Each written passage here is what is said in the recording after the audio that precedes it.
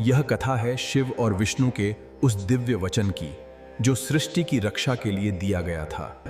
सृष्टि के आरंभ में जब धर्म और अधर्म के बीच संतुलन डगमगाने लगता है, तब देवता चिंतित हो उठते हैं। असुरों का अत्याचार बढ़ने लगता है, ऋषि मुनियों का तप भंग होने लगता है।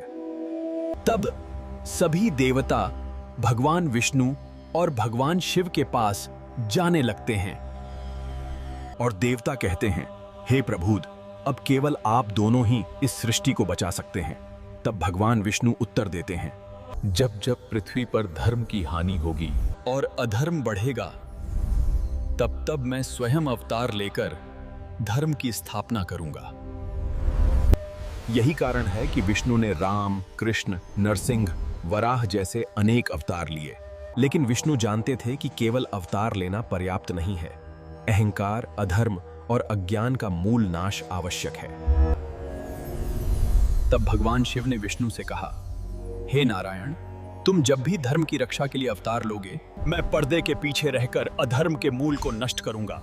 जब भी अहंकार सीमा पार करेगा, मैं संहार के रूप में प्रकट होऊंगा।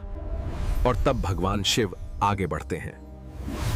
वे जानते हैं कि जब अहंकार, अधर्म और अज्ञान अपनी सीमा पार कर जाते हैं, तो उनका अंत युद्ध से नहीं, समय, कर्म और परिवर्तन से होता है। भगवान शिव ने यह वचन दिया, जहां संतुलन टूटेगा, वहां वे स्वयं समय के माध्यम से न्याय करेंगे। और ये न्याय विनाश नहीं, एक ऐसी प्रक्रिया जो हर युग में, हर काल में मौन रूप से चलती रहती है। यही वो क्षण है जहां विनाश नहीं, नव निर्माण की तैयारी होती है। तब दोनों ने एक दूसरे से यह महान वादा किया, विष्णु धर्म की स्थापना करेंगे और शिव अधर्म का संहार करेंगे। सृष्टि तब तक चलती रहेगी जब तक यह संतुलन बना रहेगा। और यही वादा युगों तक सृष्टि को संभाले रखता है। जब धर्म और अधर्म के बीच संतुलन बना रहता है, तब पृथ्वी शांत रहती है। ये वादा आज भी पूरा हो रहा है। जब जब अत्याचार बढ़ता है, कोई न कोई रक्षक शक्ति जन्म लेती है। कोई राम बनकर मर्यादा का अर्थ सिखाता है, कोई कृष्ण बनकर नीति और बुद्धि का मार्ग दिखाता है। यही है विष्णु तत्व। और जब केवल मार्गदर्शन पर्याप्त नहीं होता, जब अहंकार जड़ पकड़ लेता है और अधर्म भीतर से फैलने लगता है, तब शिव तत्व कार्य करता है। जब शक्ति घमंड बन जाती है और जब मनुष्य स्वयं को सृष्टि से बड़ा समझने लगता है, तो शिव उसे उसकी सीमा याद दिला देते हैं।